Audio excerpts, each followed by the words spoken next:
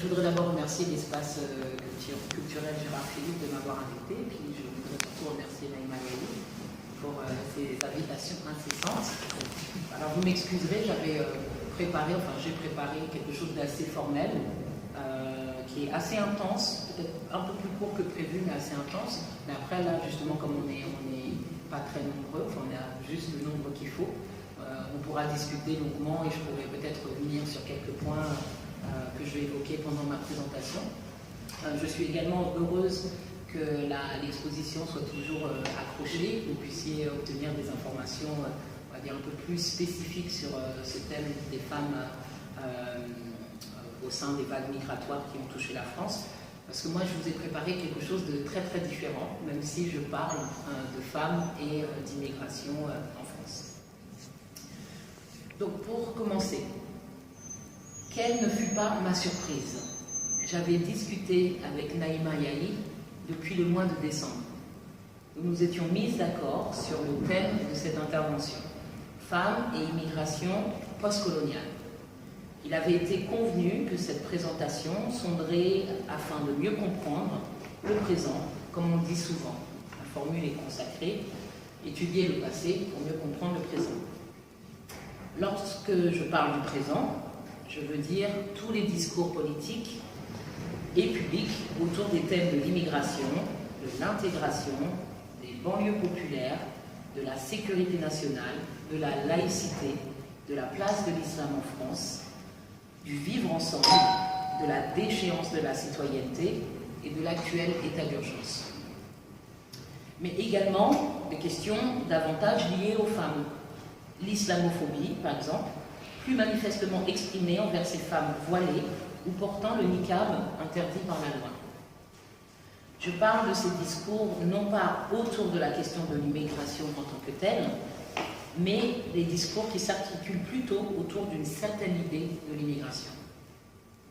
Cette présentation devait proposer un aperçu des divers courants migratoires qui ont eu pour destination la France d'après-guerre. À travers le cas des femmes, nous étions censés suivre les parcours et destins de celles qui ont tant contribué à la transformation de la France. Nous devions suivre tous ces parcours à travers les mobilisations citoyennes, grandes et petites. Nous devions explorer la place singulière occupée par ces femmes, leur lutte pour l'égalité, pour le logement, pour la dignité. Mais je suis au regret de vous dire que cela ne sera pas possible. Le programme a changé.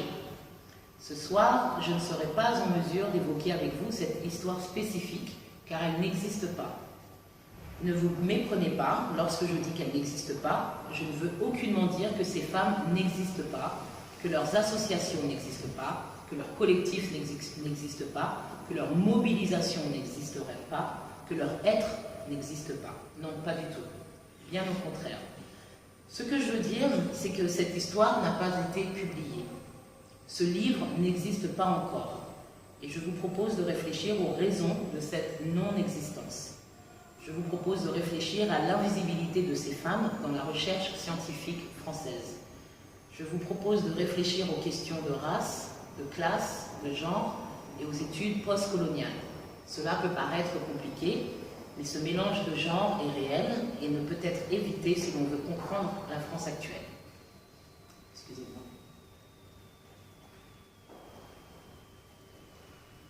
Donc, avant toute chose, je souhaiterais me présenter. Je ne suis ni historienne, ni sociologue, ni anthropologue. Je suis, du point de vue de l'administration universitaire, spécialiste des civilisations du monde anglophone. À cela, j'ajouterai une spécialisation sur les mondes noirs, ce que l'on appelle communément la diaspora noire, ou la diaspora africaine, ou la diaspora noire africaine. Au-delà de cette formation académique, je me dois de dire que je suis femme, enfant d'immigrants ivoiriens qui sont venus s'installer en France, où je suis née, au cours des années 1960. Pas ma naissance, mais l'arrivée des parents. Pourquoi vous raconter tout cela? Tout simplement pour vous dire que si mon parcours de formation et la profession que j'exerce aujourd'hui en tant que maître de conférence me confèrent une légitimité et une scientificité toutes deux acceptables et me permettant l'accès à la parole publique, comme ce soir, mon parcours de formation et mon statut de maîtresse de conférence ont une grande influence sur ma façon de penser, d'analyser et de mener les recherches que j'entreprends. Tout le monde s'accordera à trouver cela normal et justifié. Cela dit, je tiens à déclarer que mon parcours de vie, tel que je vous l'ai présenté précédemment, fille d'immigrants d'Afrique de l'Ouest, enfance et adolescence passée juste à côté, en banlieue parisienne, au Kremlin-Bicêtre, une peau noire, une expérience physique et psychique de la marge, donc cet ensemble d'éléments, eux aussi, jouent un rôle non négligeable dans la façon dont j'appréhende mon travail. En d'autres termes, je ne crois pas à l'universalisme. Donc afin de préparer la présentation de ce soir, je me suis lancée à la recherche d'une histoire de l'immigration. Comme vous venez de le comprendre, je ne suis pas du tout spécialiste du thème, mais c'est une commande qui a été passée par Naïma Yahi. Donc je suis allée au plus simple en utilisant un ponte sur le sujet, Gérard Noiriel. Je me suis dit que ces travaux me permettraient de rentrer dans le vif du sujet et que je pourrais aussi rapidement me consacrer au sujet qui m'intéressait vraiment, les femmes immigrantes. C'est certainement à ce moment-là, à la lecture de Gérard Noiriel, que je me suis rendu compte que l'histoire de l'immigration et l'histoire des femmes immigrantes étaient deux histoires totalement différentes et totalement séparées. L'histoire de l'immigration, telle qu'elle est conçue, est une histoire non pas universelle, mais bel et bien une histoire masculine. En disant cela, je prends bien sûr en compte l'exposé fait par Noiriel dans le Creuset français, qui montre à quel point l'émergence même de l'histoire de l'immigration en tant que domaine de recherche légitime au sein de l'université française fut le fruit d'une lutte. Je prends également en compte le fait que les chercheurs s'intéressant à ce champ de recherche ont dû eux aussi faire face à de solides réticences hiérarchiques. Pour ce qui est de cette histoire globale, cette histoire qui serait neutre de l'immigration française d'après-guerre, oui, j'ai appris des choses en lisant Noiriel. Premièrement, la définition même d'un immigrant, une personne née étrangère dans un pays étranger et résidant en France.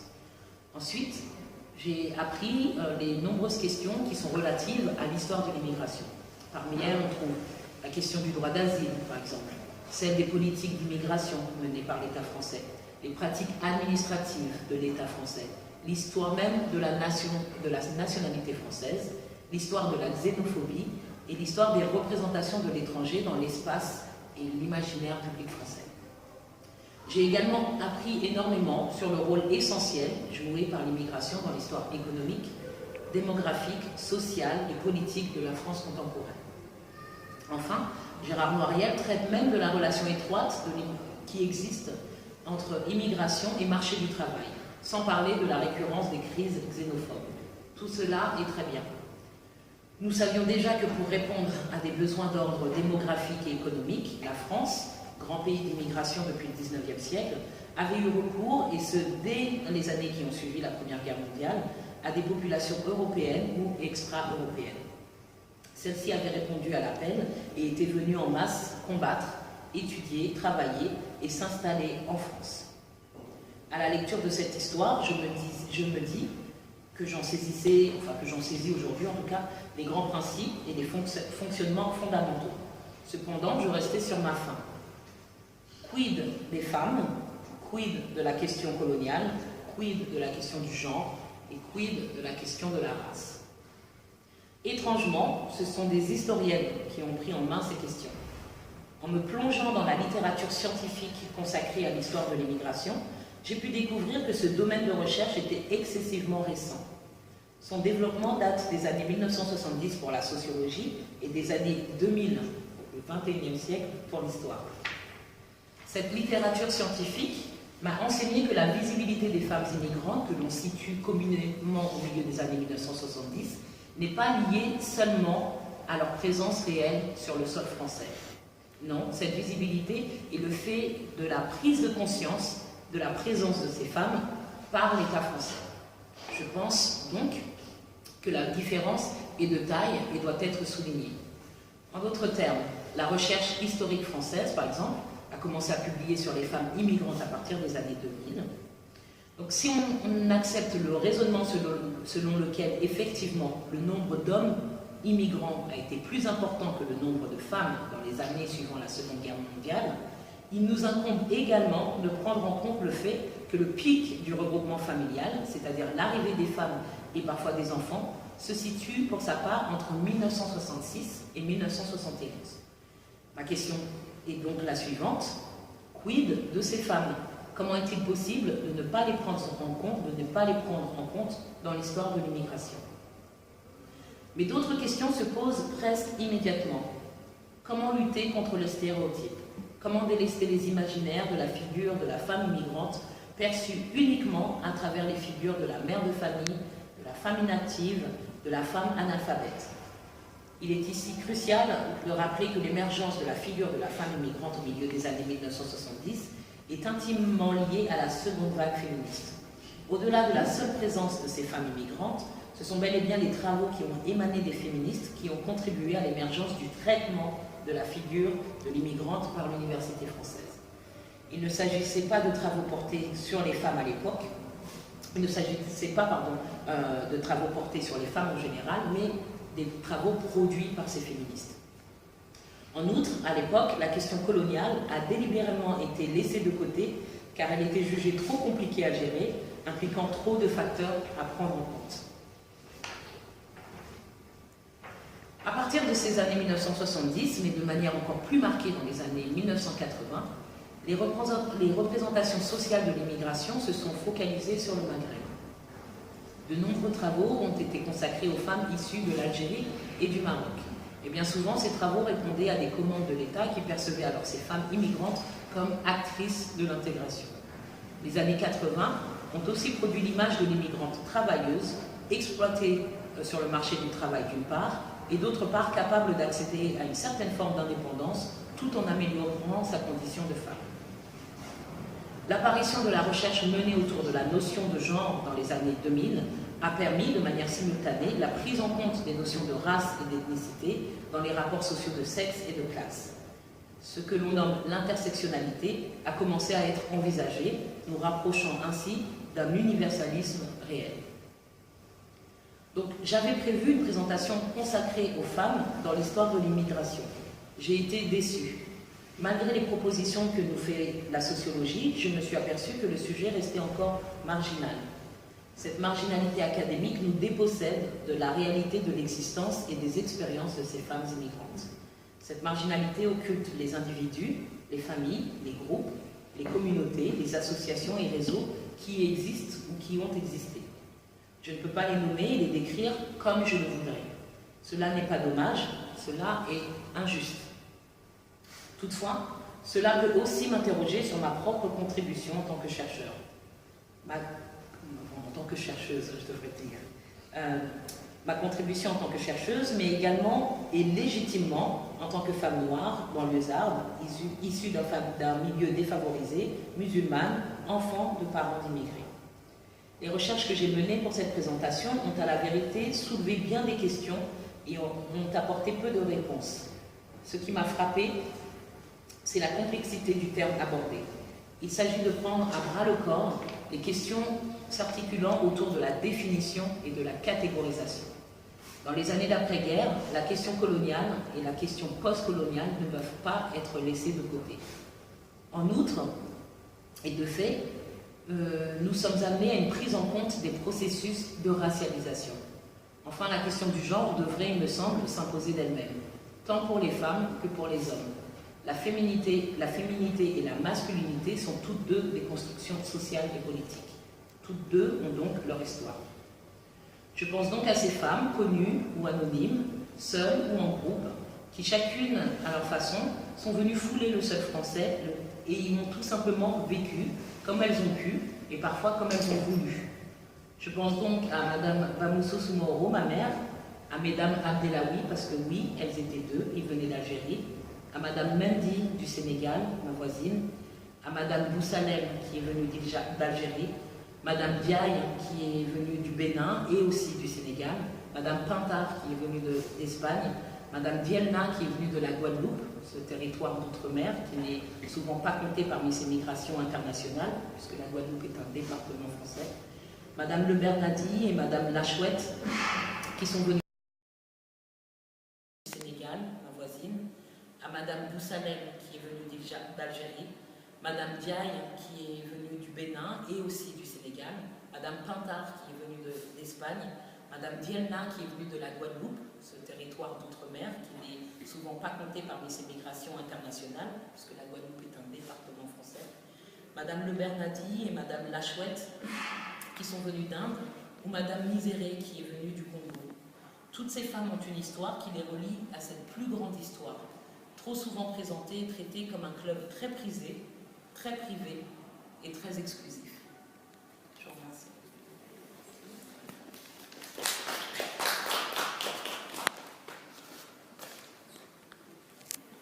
Donc maintenant, peut-être qu'on peut revenir sur quelques points que j'ai évoqués ou sur des questions que vous avez. J'ai essayé de retracer, en fait, dans cette présentation, j'ai peut-être essayé d'insister sur ma surprise. Comme je l'ai expliqué, le domaine de recherche, enfin la France n'est pas mon domaine de recherche initial. Donc c'était un peu un défi que j'ai accepté de relever quand Naïma Yahi m'a demandé de faire une présentation sur des parcours de migration qui impliquaient ces femmes. Donc j'ai abordé le sujet de manière, on va dire, très professionnelle, très banale, en disant je vais commencer par chercher des livres qui vont traiter de cette question.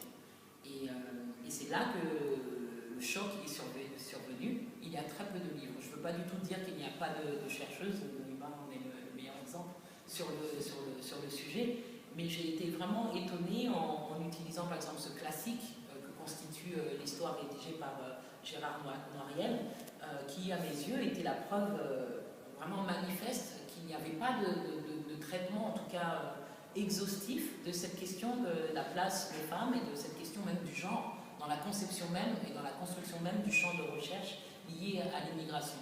Et donc j'ai été obligée de faire ce constat et de m'interroger sur toutes ces femmes issues de l'immigration que j'avais croisées dans ma vie et qui pour moi sont des personnes très vivantes, enfin certaines ne le sont plus, mais toutes ces femmes que j'avais croisées et qui avaient tout simplement vécu, qui avaient vécu de manière individuelle ou familiale, qui avaient vécu et entrepris des activités, je ne sais pas, de type commercial, des activités de type social, qui avaient participé à des mobilisations, qui avaient rejoint des associations, qui croyaient et défendaient des causes, souvent liées d'ailleurs à cette problématique de l'immigration.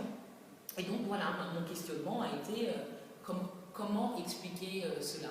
Et quand j'ai commencé à lire notamment Linda Guéry, j'ai vu qu'elle avait participé à cette exposition, celle qui est accrochée à l'espace culturel Gérard Philippe.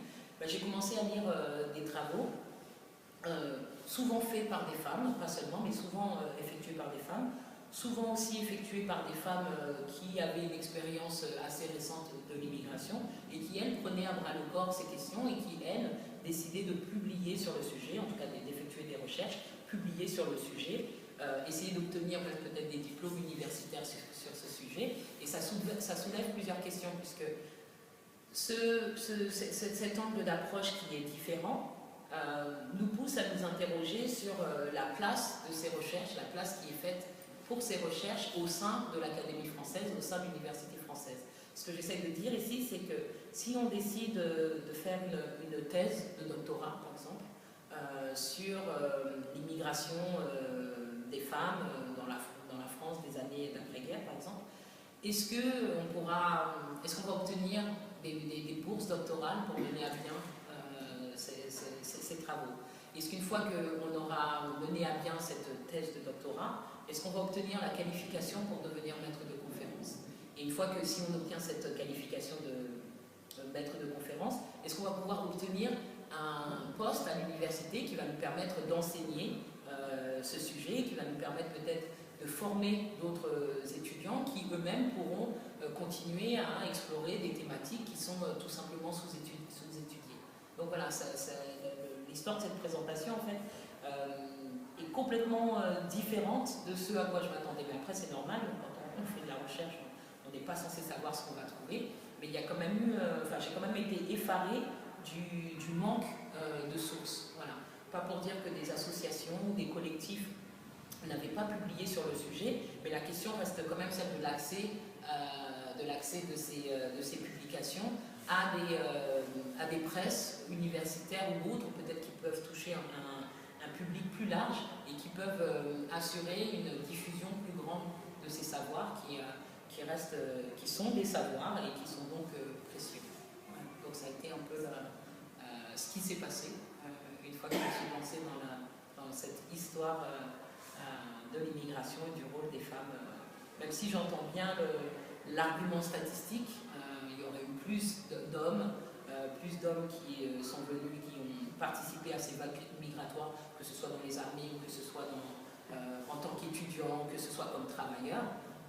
On sait qu'un grand nombre de femmes ont également soit rejoint ces hommes à un moment de leur vie, ou soit sont venues elles-mêmes, soit ont bénéficié des réseaux familiaux et sont venues aussi. Et ces femmes-là existent et on les voit tous les jours et elles sont complètement...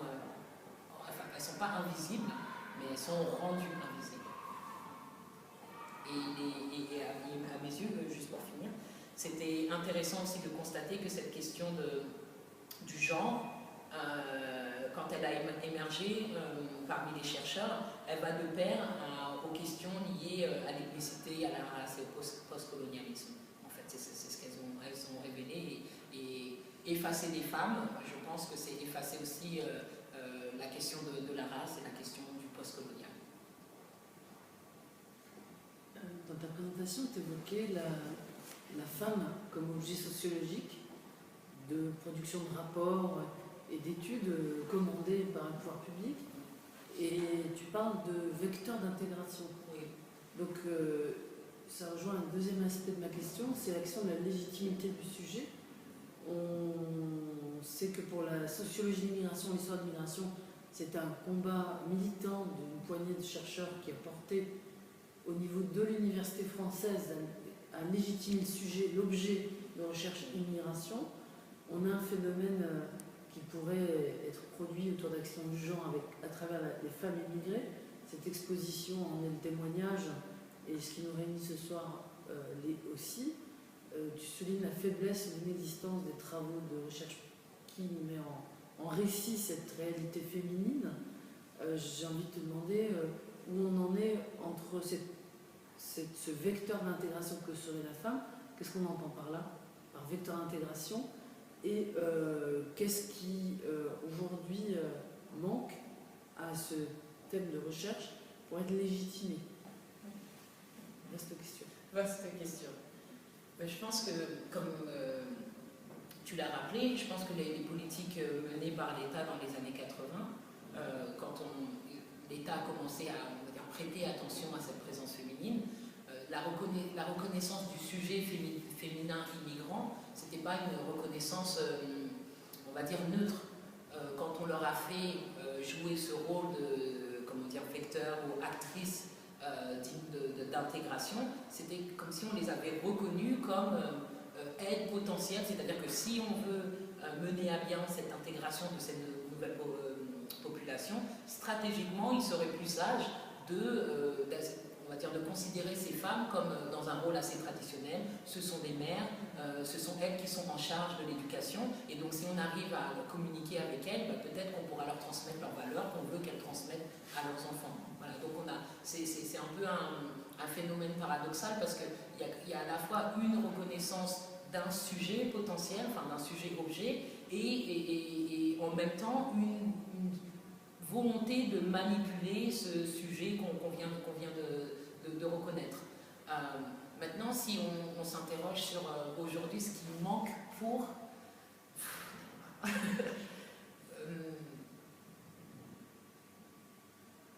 je ne sais pas en fait si aujourd'hui il est possible de dissocier ces femmes immigrantes de, on va dire, leur progéniture, de leurs enfants.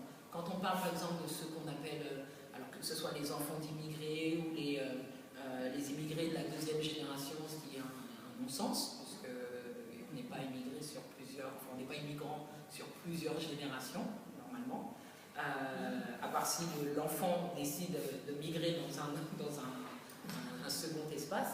Donc on a quand même cette difficulté, j'ai l'impression en France, à reconnaître le statut de chacune de ces catégories. Donc on a le statut assez clair d'immigrants, d'étrangers.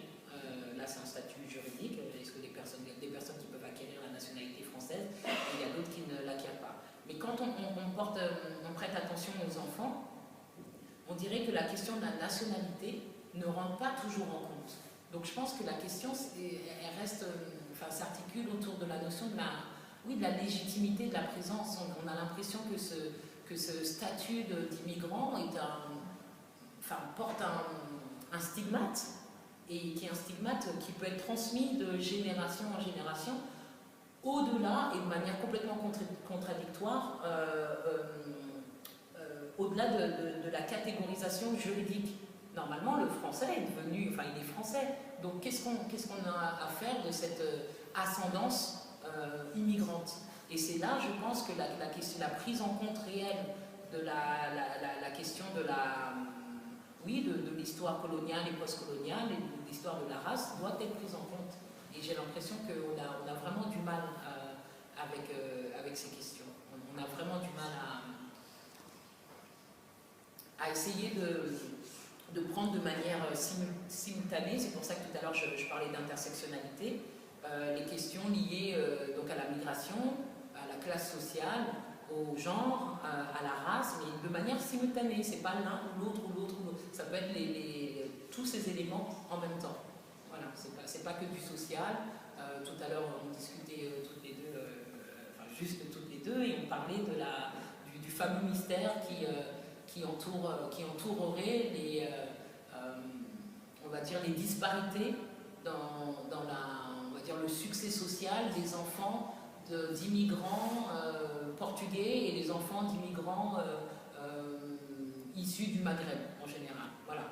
Souvent, ce qui est dit, c'est que, par exemple, les Portugais, les gens du Maghreb seraient arrivés en même temps en France, presque en même temps, auraient travaillé dans les mêmes endroits, appartenaient aux mêmes classes sociales, et on ne sait pas pourquoi, à partir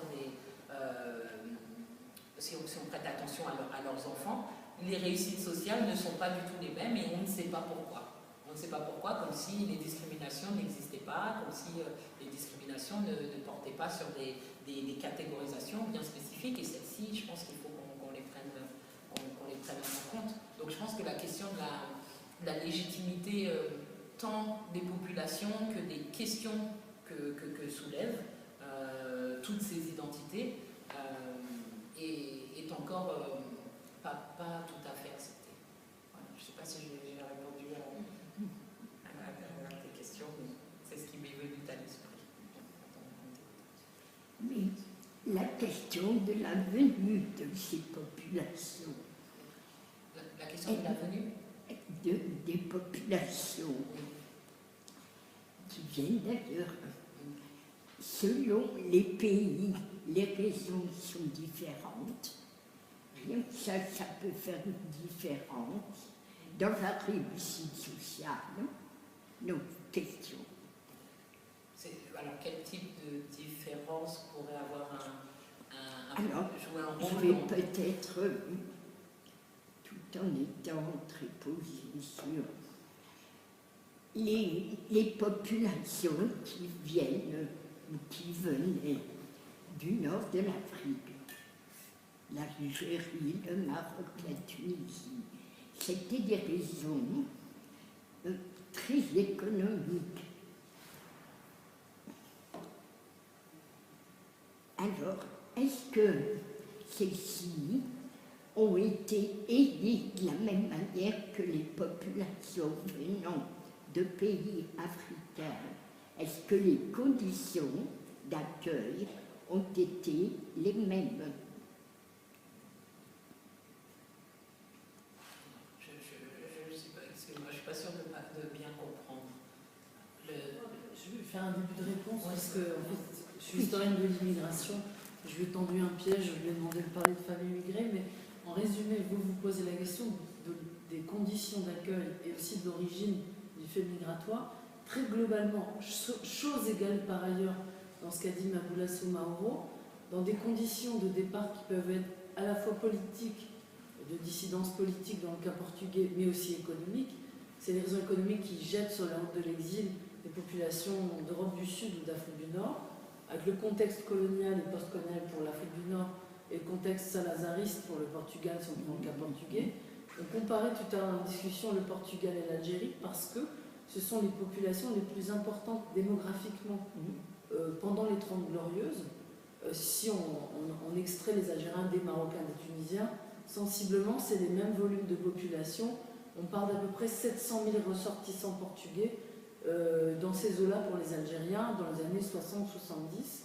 Ils sont dans les deux cas pas toujours très bien accueillis. On peut penser aux bidonvilles qui vont par exemple grossir la région Île-de-France, si on prend que notre région, où les Portugais comme les Algériens vont vivre les pieds dans la boue, dans des conditions déplorables, et comme les Algériens vont travailler, vont être prolétarisés dans les grandes usines de la région.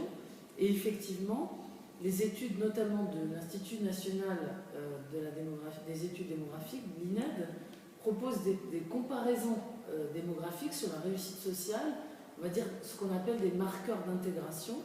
Et effectivement, chose égale par ailleurs, donc les raisons de la venue, les conditions d'accueil, ces deux populations n'ont pas la même ascension sociale et n'ont pas aussi les mêmes comportements quand, par exemple, au retour au pays d'origine, la réinstallation des familles portugaises au Portugal, avec la réussite économique portugaise qui s'est mise en place dans les années 80, mais aussi la question des stigmatisations, des discriminations, qui sont liées soit à des questions de groupe, d'individus, soit liées à des questions aussi historiques.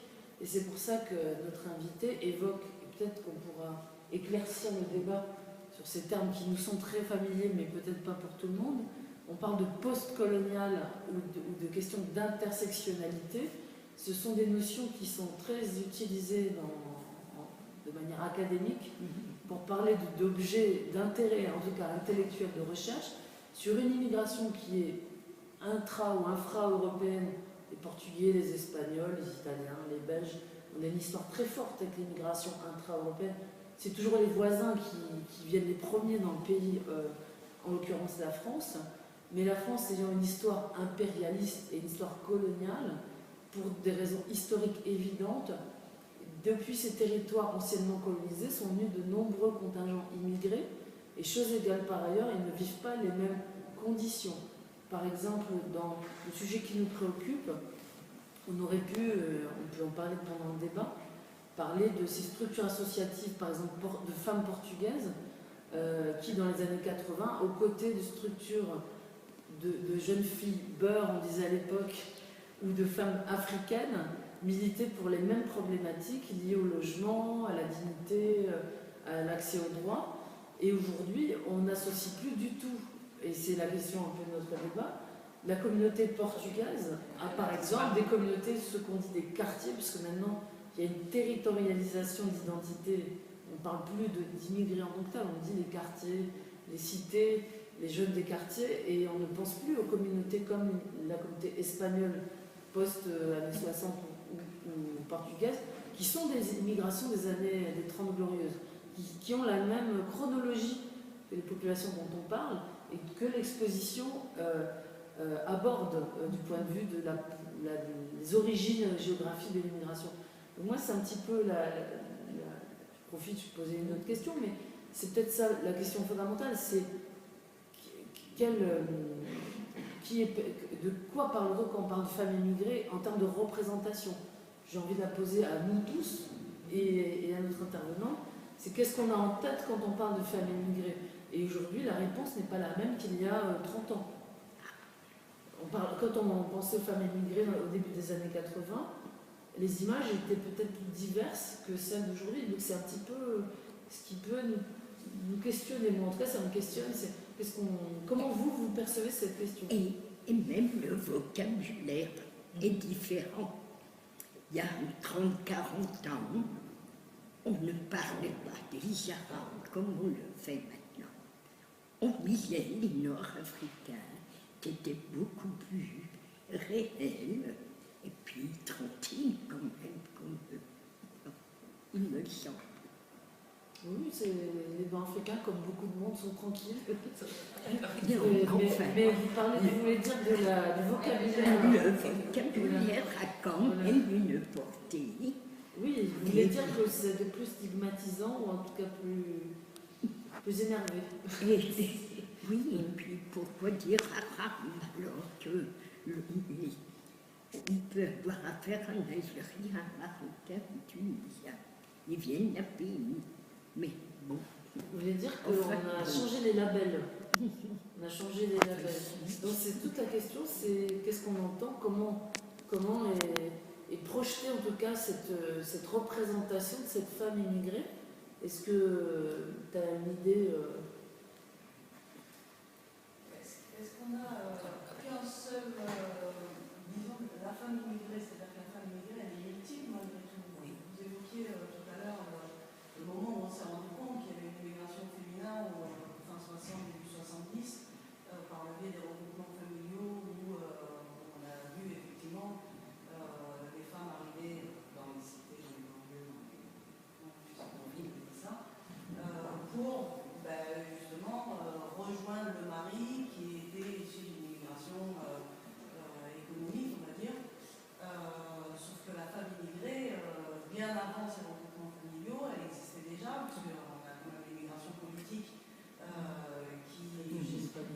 qui a largement marqué la filière, j'imagine, et qui est effectivement une population visible, puisque elle ne venait pas en tant qu'entité, on va dire, en tout cas de définition d'immigration, elle est à cause effectivement des réfugiés espagnols, des Portugais, pour faire référence à la période des années 60. L'immigration portugaise aussi, la femme qui venait immigrer en France, même après la révolution des œillets, parce qu'elle venait travailler, ce qui est peut-être différent de l'immigration nord-africaine où la femme n'avait pas l'idée toute seule d'immigrer pour des raisons économiques. C'est pas encore le cas.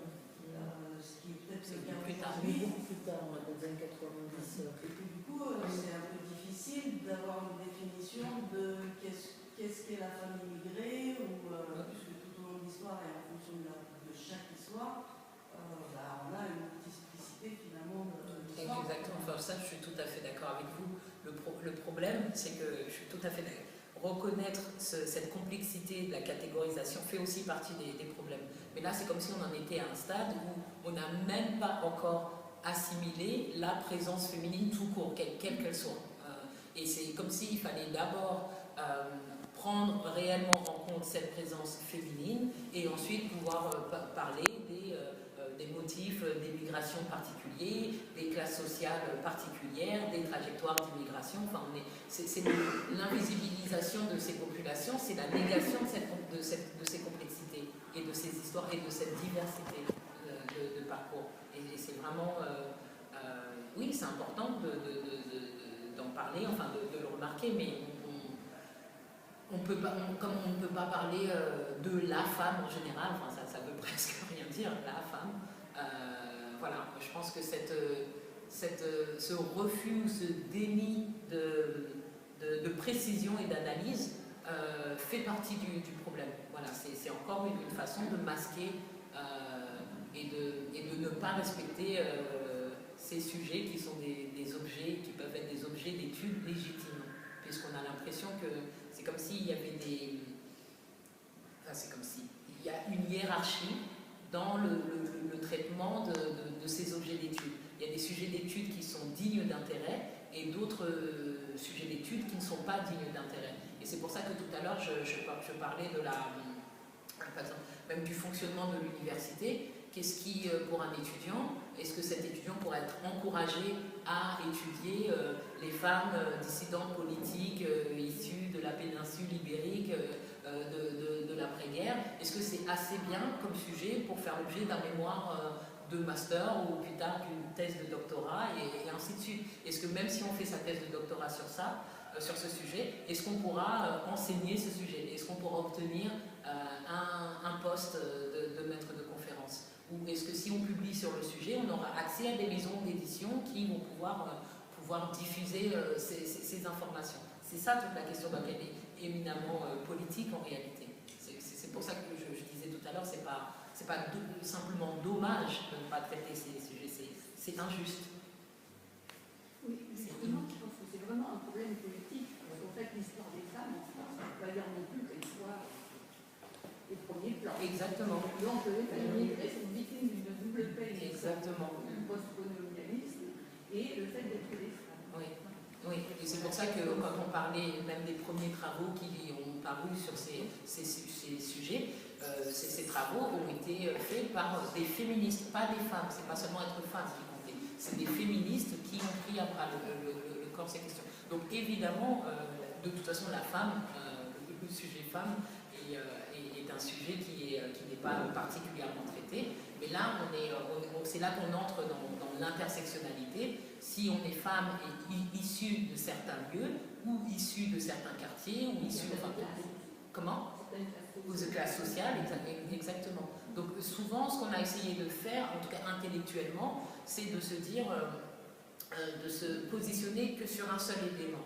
La question, c'est la question du genre, et uniquement. La question, c'est la question de la classe sociale, et uniquement. La question, c'est la question de la race, et uniquement. Mais en fait, ça ne marche jamais comme ça. Et ce qui nous rappelle que ça ne marche pas de cette façon, c'est justement ces femmes qui se trouvent en position, on va dire, marginalisée. C'est elles qui nous rappellent que la classe sociale ne sera pas suffisante pour comprendre, pour analyser la situation. Ou la race, la catégorie raciale ne sera pas suffisante pour comprendre et analyser ces situations. Voilà, c'est toujours, on a l'impression, les marges qui nous forcent à questionner ce que l'on retrouve au centre, en tout cas, ce qui ne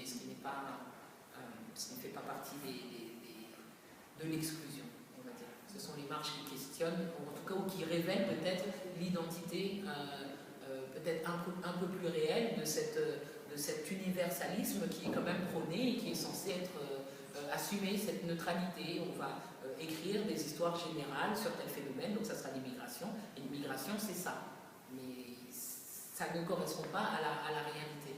Voilà, donc cet universalisme, en vérité, il se dévoile comme très masculin, en tout cas androcentré. Il se révèle comme, on ne sait pas, on va dire plutôt très blanc, très européen, très, je veux dire plus que masculin, sexiste aussi. Enfin voilà, c'est ça qu'on décèle une fois qu'on commence à interroger toutes ces histoires qui sont publiées et publiées dans de grandes presses.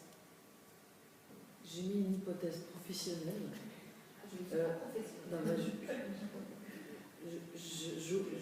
J'ai passé commande à d'autres historiens sur la question des femmes. Un spécialiste, par exemple, de l'immigration espagnole, qui ne s'était jamais posé la question en fait. C'est-à-dire, par exemple, je lui dis, fais-moi quelque chose sur les mouvements sociaux du personnel de maison dans le 16e arrondissement qui s'est organisé. Enfin, c'est des mouvements qui sont connus quand même, on ne peut pas dire que ce n'est pas connu par le public. Et il ne pouvait pas me produire de manière évidente un discours historique sur des mouvements, par exemple, de femmes. Parce que j'ai beaucoup travaillé sur les luttes, et c'était un des moments saillants du fait. Et en fait, l'hypothèse majeure, au-delà des aspects politiques qui embrassent même les études féministes, qui les dépassent la question migratoire, c'est que le fait féminin est un fait qui est souvent vécu comme dans l'intime, dans le foyer. Et c'est la question des archives que je pose. C'est-à-dire que quand on fait la narration histoire de l'immigration, on s'appuie sur des documents publics, des archives privées beaucoup moins.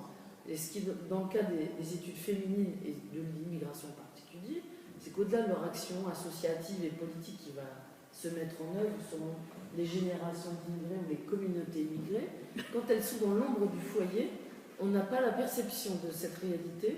Et les hommes, on a les éléments de surveillance. Moi qui suis spécialiste de l'immigration algérienne, je me plonge dans les archives de la préfecture de police de Paris, c'est un régal de surveillance sanitaire, politique, ce que vous voulez. Mais leurs épouses, parce que dès la Première Guerre mondiale, il y a des femmes algériennes qui accompagnent leur époux. On n'a pas la trace, si ce n'est l'entrée et la sortie du territoire, ou les aspects hygiénistes. La PMI, quand la PMI existera plus tard, la question de la naissance des enfants. Mais en termes de traces physiques tangibles de l'être humain femme, on a assez peu de traces parce qu'elles ne sont pas dans l'espace public ou l'espace du travail. Et quand on est amputé de ces archives du monde du travail, sauf pour certaines catégories qui ont une activité professionnelle, et de la question de la surveillance, parce qu'elles ne font pas l'objet de la même surveillance que leurs époux, leurs fils ou leurs pères. On a du mal à écrire cette histoire parce que c'est un travail de terrain qui nécessite de mobiliser des archives qui sont dans le domaine de l'intime et du foyer. Mais je pense que ça soulève, ce que tu dis, ça soulève des questions d'ordre méthodologique, et je trouve que ça soulève des questions vraiment très profondes quant à notre compréhension même de l'histoire et de ce qui constitue l'archive digne historique, qui serait historique. Comment on écrit cette histoire? Alors, une fois que, si on a décidé que l'histoire devait s'écrire sur la base d'archives et de fonds d'archives que l'on peut trouver, voilà, on a fabriqué un domaine de recherche, par exemple. On a fabriqué une discipline universitaire. Mais quand ces canons et ces règles qui régissent cette discipline universitaire, ce champ de recherche, ben, quand ces canons-là ne peuvent pas s'appliquer à certaines populations, qu'est-ce qu'on fait? Et c'est ça qui semble disqualifier certaines populations on va dire, de l'auréole de l'histoire ou de l'historicité. Par exemple, parce que ce que tu viens de dire, ça me renvoie immédiatement à un champ qui m'est plus familier, enfin le champ sur lequel je travaille, qui est celui des diasporas noires, des diasporas africaines. Et moi, je travaille vraiment sur le monde anglophone, par exemple. Et l'un des problèmes qui se posent et des discussions qui ont cours en ce moment, c'est quand on prend par exemple l'histoire de la traite négrière, comment fait-on pour écrire une histoire de la traite négrière qui serait plus inclusive? C'est-à-dire qu'au niveau des sources et au niveau des archives, qu'est-ce qu'on a? On a les archives des bateaux négriers, on a les archives des banques, on a les archives des compagnies d'assurance, on a les archives des planteurs et des propriétaires d'esclaves. Donc, qu'est-ce qui constituerait de manière acceptable les archives des personnes qui ont été déplacées ou des personnes qui ont été des esclaves? Voilà, donc il y a des gens qui essayent, sur la base de ces archives, des archives auxquelles ils ont accès, qui essayent d'imaginer la vie ou la journée d'un de ces esclaves, mais en termes de voir, voilà, qu'est-ce qu'on fait? Ou soit on dit ils n'ont pas laissé de traces du tout, ou soit on essaye de se dire quelles traces alternatives on pourrait inclure dans ce qui est censé constituer une archive légitime. C'est la question de la légitimité. Est-ce que la parole compte?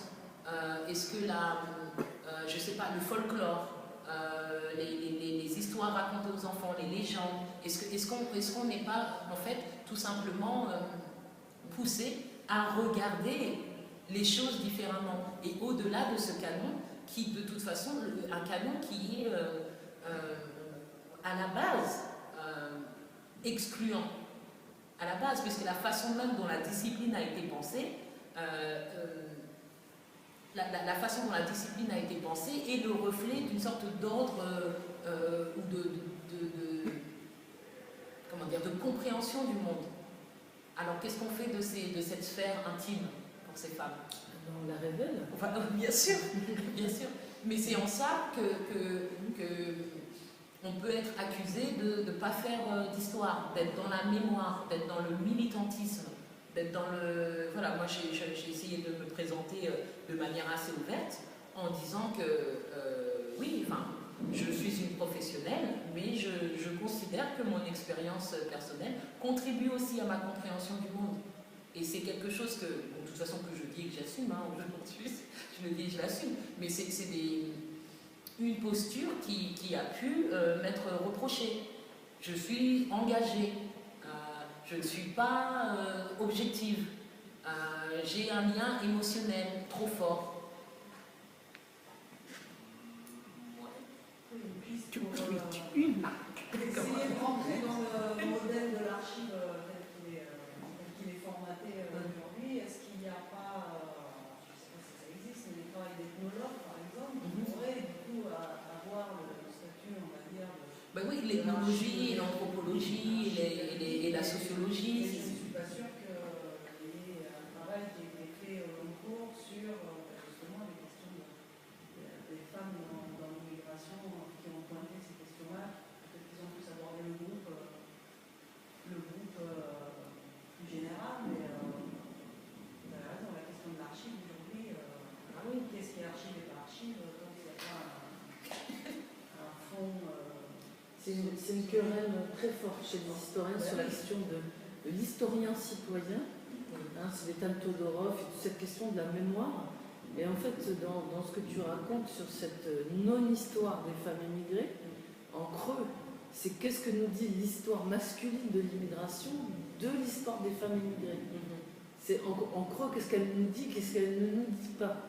Parce que si on mobilise, bon là on ne va pas vous agonir de chiffres sur le regroupement familial, parce que tout est dans l'exposition, vous avez les éléments techniques, mais sur le fond, moi, la vraie question que je me pose, c'est en quoi elles se singularisent des hommes, au-delà de leur posture, de leur perception. Vous disiez pertinemment sur les immigrations, par exemple, d'Europe du Sud, parfois des femmes partent seules, avec un projet professionnel, célibataire ou mariée, mais elles partent seules et elles se réalisent toujours à travers un travail, comme les hommes, mais elles n'apparaissent pas plus dans le champ de l'histoire. Malgré la similitude de trajectoire on pourrait dire, bon, c'est des femmes au foyer, on ne peut pas raconter leur histoire, mais le monde du travail permet de raconter l'histoire. Et moi, je vous dis, sur ces questions-là, c'est un peu le même mécanisme peut-être que l'histoire des minorités, c'est-à-dire c'est la légitimité ou ce qu'on appelle les subaltern studies. Est-ce que les femmes ont une légitimité dans l'espace historique autre que d'être la courroie de transmission du travailleur immigré versus ses enfants et la société extérieure, et comment ne pas la considérer comme un être humain à part entière, et comment s'inscrit-elle dans les études féministes? Est-ce qu'elle s'inscrit dans les études féministes? Je ne sais pas si c'est des études féministes, mais j'ai pas de...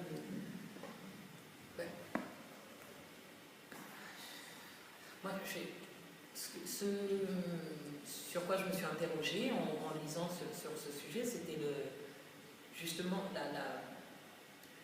la définition et la catégorisation de ces femmes-là. J'ai l'impression que la femme immigrante, cette catégorie-là, elle englobe sa fille, j'ai l'impression. J'ai l'impression que quand on parle de soit nouveaux français, mais vraiment on est dedans quand on parle de laïcité, d'islam aujourd'hui. Il y a toujours ce spectre, ce fantôme de l'immigration qui vient planer sur nos perceptions, dans l'imaginaire. Donc je ne sais même pas comment... Je ne sais pas où s'arrête cette catégorie en fait. Quand on parle aujourd'hui de... Je ne sais pas, si j'entends parler de déchéance de nationalité, en tout cas de discours public sur le sujet, j'ai l'impression qu'on parle d'immigration. On parle des binationaux, et des binationaux les plus récents. C'est pas une impression. Hein, oui. Voilà, alors disons-le. J'ai pas l'impression qu'on parle même des franco-allemands, alors qu'il y a quelques années, il y a quelques décennies. Oui, c'est pas bon d'être allemand. Voilà, donc ça évolue. Mais quand on c'est comme tu disais tout à l'heure, dans tous ces silences, dans toutes ces absences, c'est là que justement les vrais sujets ressortent vraiment de la manière la plus visible ou la plus audible. Ces binationaux-là, donc même si on parle de citoyens français, on a quand même recours à cette histoire de l'immigration, cette catégorisation de l'immigration. Donc c'est pour ça que moi j'arrive pas tellement à faire peut-être la part des choses où je sais que les frontières et les limites sont toujours troubles. Quel est on va dire le dernier des immigrants et le premier des Français, je ne sais pas, c'est une grosse chose, et là on ne saura pas qui c'est, mais j'ai l'impression que cette catégorie elle est extensible et que même si on a toute cette histoire de l'immigration en France, terre d'accueil, droit d'asile, construction de la nationalité française et de la citoyenneté française, je trouve que quand même un des éléments qui est laissé de côté, c'est la question raciale. Pour moi, c'est ça. Et qui est lié à cet impérialisme français. Voilà. Et on ne le traite pas du tout encore, même si je pense que ça va devenir de plus en plus compliqué de laisser cette question de côté. Donc, même si on a encore recours à la binationalité aujourd'hui, où on utilise plein de subterfuges et d'euphémismes, c'est de ça dont on parle. C'est de ça dont on parle. Donc, je pense qu'à un moment, il faudra en parler clairement.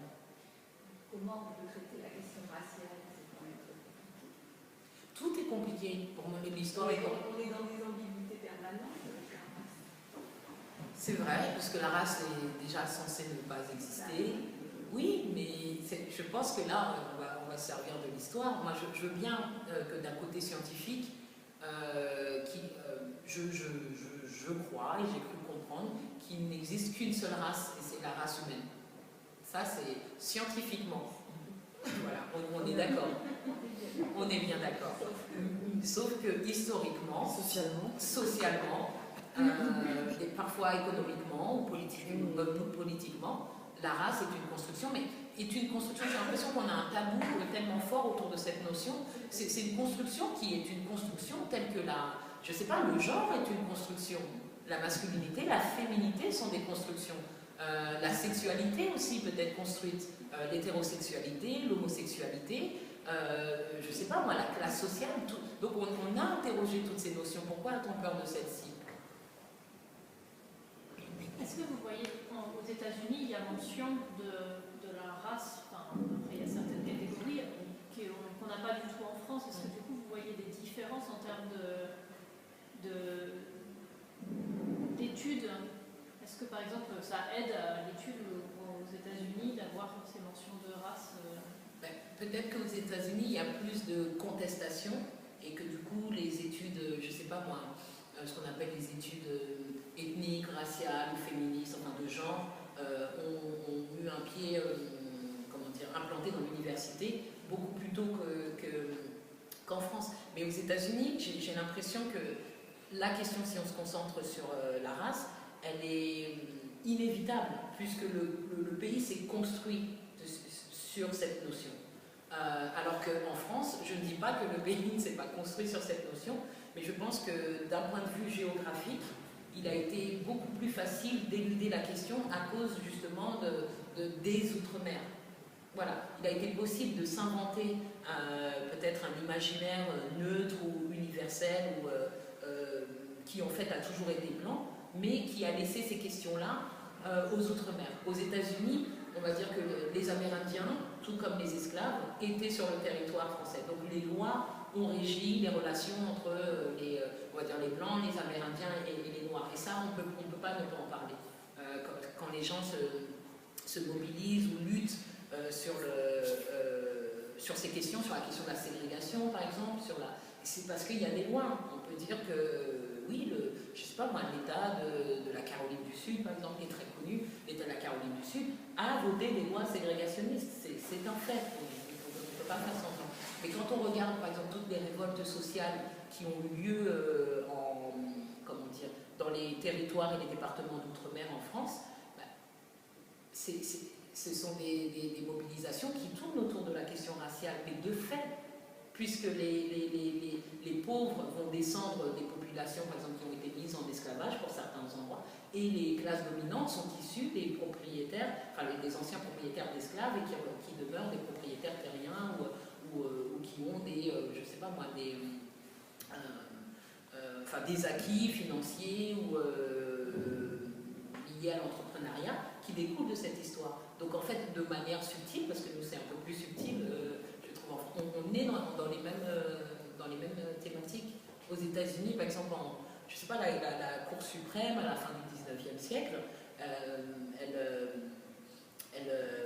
signe une décision qui dit que la ségrégation est acceptable, est normale, et que la séparation des races n'implique pas une infériorisation des Noirs.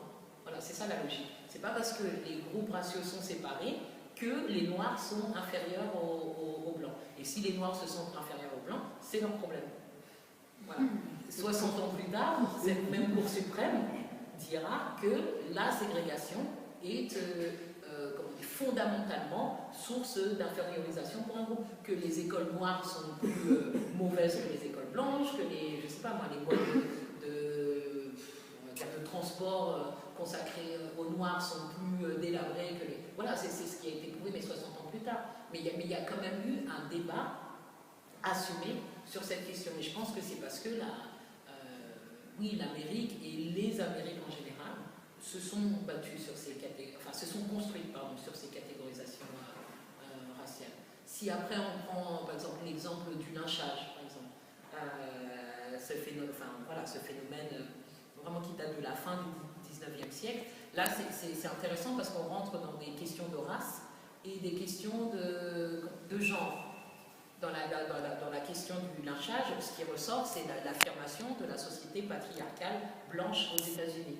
C'est-à-dire que sous prétexte de protéger la femme blanche, pure, vierge, de cet homme noir, bestial, hyper sexualisé, on voit tout de suite la hiérarchie qui s'installe avec l'homme blanc qui protège la femme et au détriment de l'homme noir. Mais la grande oubliée de cette catégorisation, c'est la femme noire, auquel l'homme blanc a accès, l'homme noir a accès, enfin tout le monde, et elle ne compte même pas en tant qu'objet presque juridique. Les viols sur femmes noires ne font pas l'objet d'attention juridique quelle qu'elle soit. Donc là, on a plusieurs exemples où on va dire la race prend le dessus, puis des fois on voit des intersections. Et l'intersection, elle se révèle toujours de manière plus claire quand on traite des femmes. Voilà. Et après, il suffit qu'on traite des femmes on va dire défavorisées ou issues des classes les plus fragiles. Et puis là, on commence à voir toutes les couches d'oppression et de domination. Mais en France comme aux États-Unis. Aux États-Unis, je pense que aussi la question du communautarisme et le fait que ce soit les vagues d'immigration ou les groupes ethniques ou sociaux s'articulent politiquement autour de ces identifications.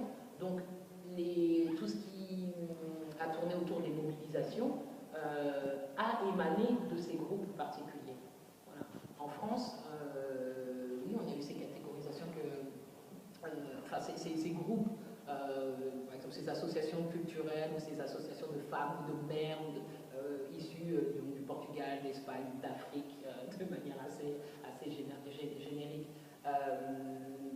Elles ont pu s'organiser à un moment et aujourd'hui ça devient un peu plus compliqué, pas seulement pour ces femmes, parce qu'on peut les garder, j'ai l'impression, dans cette définition de femme migrante, mais par contre la question du communautarisme, elle apparaît très clairement quand on parle de ces personnes qui ne sont pas immigrantes, qui sont françaises et qui pour moi sont de couleur, enfin très clairement. Les immigrants qui ont disparu, en tout cas dans l'imaginaire, et c'est vrai, Naïma l'a rappelé tout à l'heure, ce sont les Portugais. Les Portugais sont devenus invisibles. Quand on considère ou quand on essaie de penser à l'immigration générale, c'est plus des Portugais dont on parle. Donc, après, c'est lié aussi, alors que ce soit au retour ou que ce soit à l'inclusion du Portugal dans l'Union européenne. Enfin, il y a des choses aussi géopolitiques qui entrent en jeu, mais il y a des choses raciales aussi qui entrent en jeu. C'est difficile, je pense, on va dire, quand on regarde quelqu'un, je trouve que toutes ces questions mènent aussi à une réflexion sur la négation du corps, vraiment. Donc, j'ai l'impression que si quelqu'un me regarde, quelqu'un ne sait pas si je suis... Enfin, on peut s'interroger sur ma citoyenneté. Et qu'est-ce qui ferait qu'on s'interrogerait sur ma citoyenneté si ce n'est ma couleur? Voilà. Et pour moi, c'est un fait, et ça me semble tellement logique et tellement... alors que je pourrais très bien, en ayant cette couleur, je pourrais très bien être issue de la Guadeloupe. Et si je suis issue de la Guadeloupe, je suis française depuis 1848. Ce qui nous renvoie en plus à l'histoire de l'esclavage, parce que 1848, c'est l'abolition de l'esclavage. Donc on ne peut pas sortir de ces histoires. Mais en me regardant, on pourrait très bien dire, oui, cette fille, elle doit être d'origine ivoirienne, mais on ne sait pas qui je suis. Et moi, je reste persuadée que ces corps, nos corps parlent et ont été construits d'une certaine façon. Et ça s'interroge, ça ne veut pas dire il ne s'agit pas de prôner la racialisation, mais il s'agit de la constater. C'est sûr qu'à Marseille, on ne prendra pas pour Marseille, pas l'accent. Hein. Voilà. C'est bon. Hein. Non, Marseille, c'est cuit.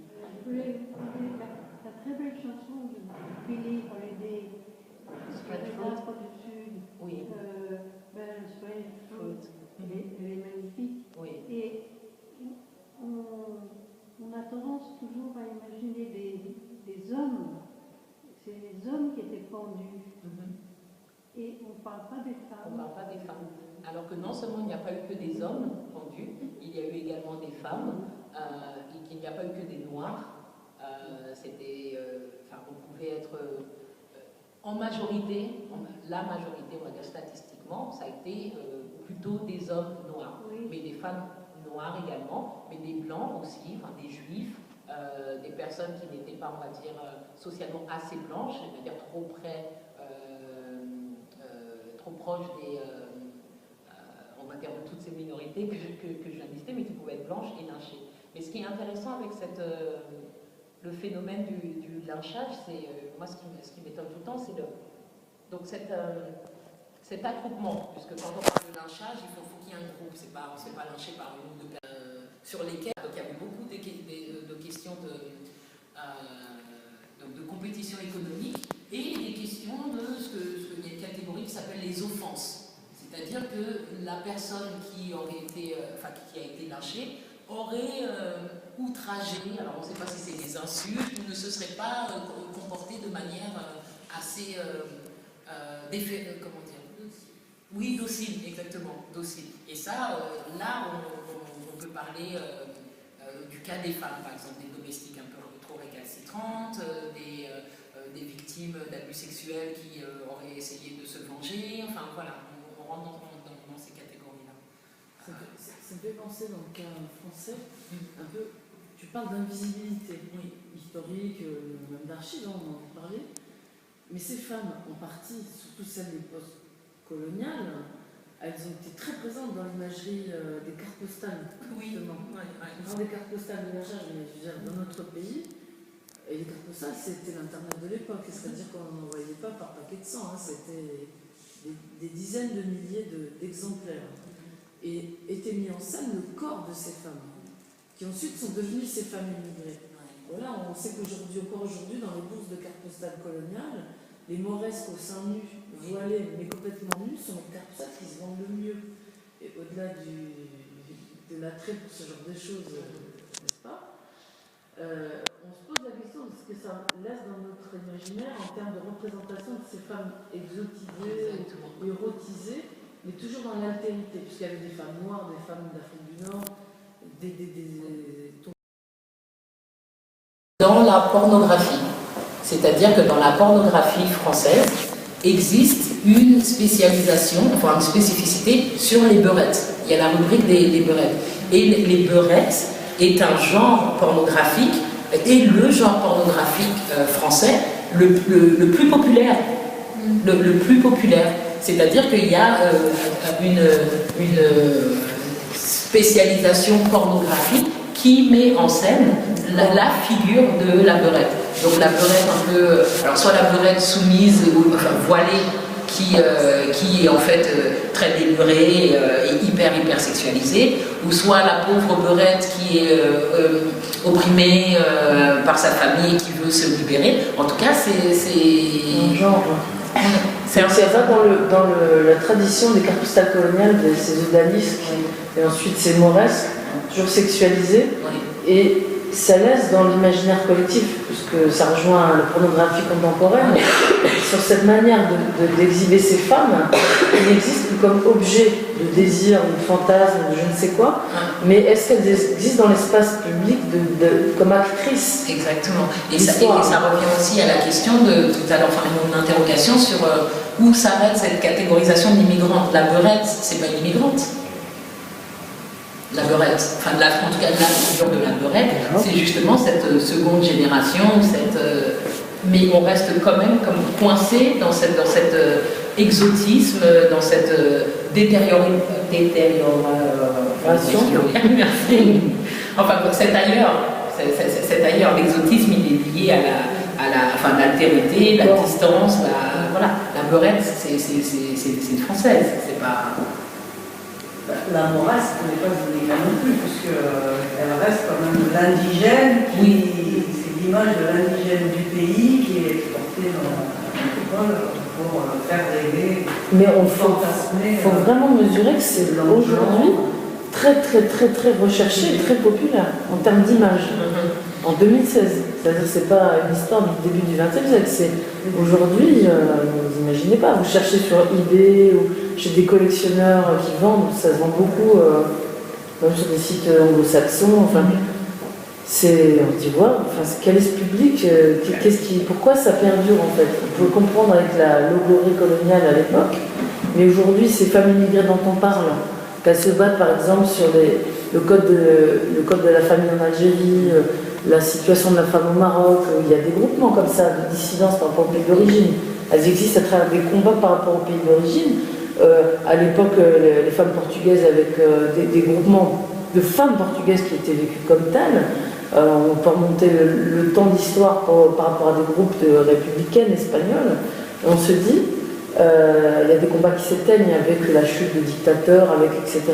Mais sur la condition de l'égalité homme-femme, par exemple aujourd'hui, le débat qui traverse la presse française, c'est la tribune de Kamel Daoud sur les viols et les attouchements et les agressions de Cologne.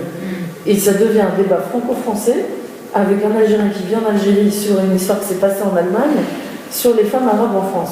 En fait, c'est devenu ça le débat. C'est-à-dire le féminisme versus cette femme qui était vecteur d'intégration dans les années 80 et qui aujourd'hui devient cette ennemie intérieure voilée qui interroge les politiques, les médias sur sa place, sur son émancipation, sur l'égalité homme-femme. Aujourd'hui, ces femmes actrices dans l'exposition, elles font l'objet de tous les débats aujourd'hui sur la légitimité d'un féminisme adapté, qui serait culturaliste, et d'un féminisme laïque, qui serait contre toutes les discriminations de genre.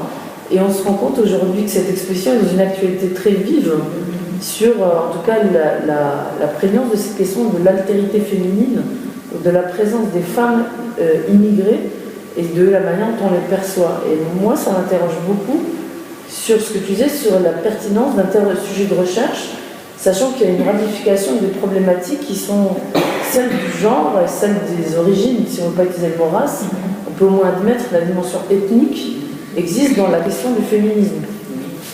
Et moi ce que je ne comprends pas aujourd'hui, c'est la rupture dans les études féministes, ou dans les groupes féministes, autour de cette question de la dimension d'origine, d'ethnie. Ça s'est vraiment cristallisé autour du voile, la question du voile. La question de la laïcité qui est en cause. Oui. Oui, la laïcité. Enfin, je sais pas. Enfin, j'ai l'impression qu'à chaque fois qu'on parle de laïcité, donc c'est la fameuse loi de 1905, je me dis que c'est naïvement pour un pays comme la France, qui aime se penser, peut-être que je vais être un peu généraliste, mais qui aime se penser comme un pays vraiment millénaire, avec des traditions très très très anciennes, enfin tout ce qui touche à la légitimité de ces valeurs françaises qu'on met en avant tout le temps, c'est l'ancienneté, c'est le temps. Donc je me dis que je m'interroge quand même sur ces, on va dire, ça fait 109 ans de la loi sur la laïcité, qui d'un coup d'un seul deviennent très très vénérables et respectables. 105 ans. Je trouve qu'il y a quand même un contraste entre ce principe qui serait constitutif de la République, alors qu'on parle de 1905.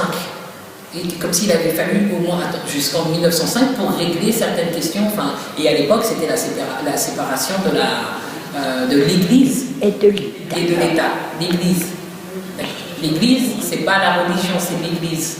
Donc maintenant, on a cette extrapolation à la religion, mais donc sous-entendre, enfin moi comme je le comprends, de manière un peu basique, on a quand même une conversation autour du christianisme dans cette question de la laïcité. On ne parle pas de la religion, on a parlé du christianisme. Vous voyez ce que je veux dire? Je sais pas si on ne fait pas. La laïcité ne fait pas de distinction de religion. C'est vraiment. Mais dans la forme, puisque tout à l'heure on prêtait attention à la terminologie, au mot, c'est l'Église. Donc là, on va dire que c'est pas la religion en soi. Notre conception, en tout cas la conception de la République française de la religion, est quand même passée par la religion chrétienne. C'est ce que je veux dire. Et on sait aussi qu'il y a toute une histoire d'exclusion et même un certain type de religion chrétienne, puisque que ce soit les protestants, que ce soit les juifs, il y a eu toute une série de confrontations, d'exclusions, de stigmatisation de de certaines populations. Donc j'ai l'impression que quand on discute de la laïcité aujourd'hui et quand on discute de la religion, il y a quand même un soubassement chrétien. Il y a quand même un soubassement... une histoire de relation du pays avec la religion chrétienne. Avec la religion La loi de chrétienne. 1905, elle ne porte pas sur la religion, elle porte sur justement de distinguer le pouvoir de l'Église chrétienne, où effectivement c'est une société essentiellement présente et d'ailleurs très, très puissante encore au début du XXe siècle, pour justement laisser la place à la République. Oui.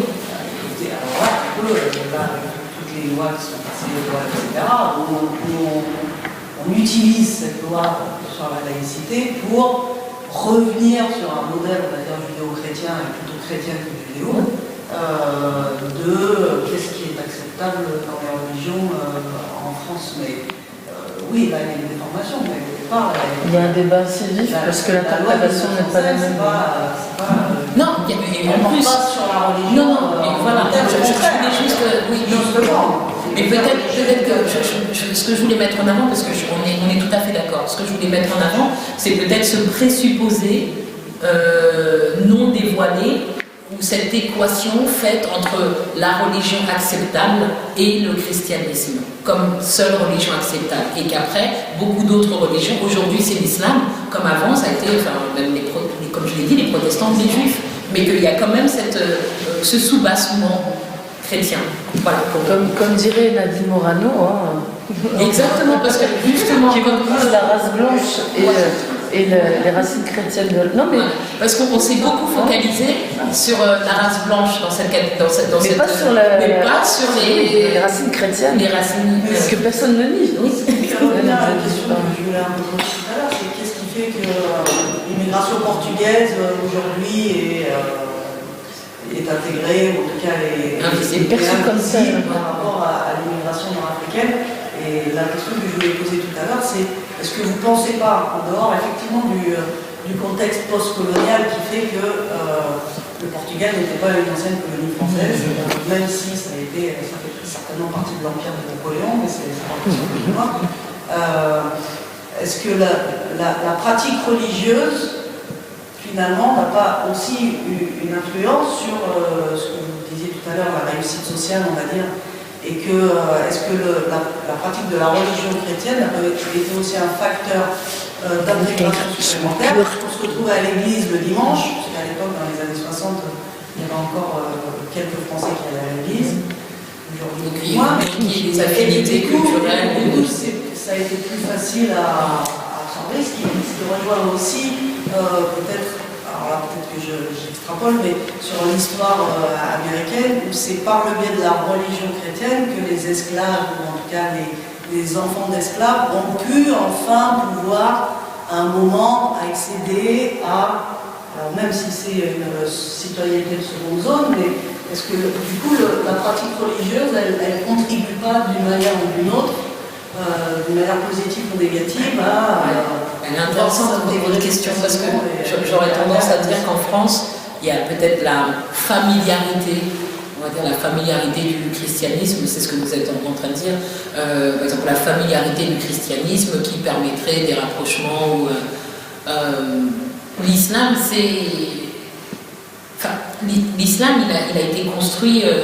Enfin, pas seulement par la France, mais que si on devait parler d'une civilisation occidentale, c'est l'antithèse.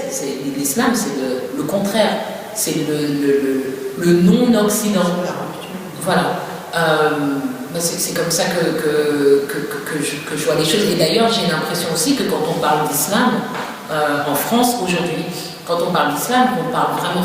Maintenant, ça devient un peu plus ambigu, mais de manière générale, on parle de l'Afrique du Nord, on parle du Maghreb, on parle des Arabes quand on parle d'islam.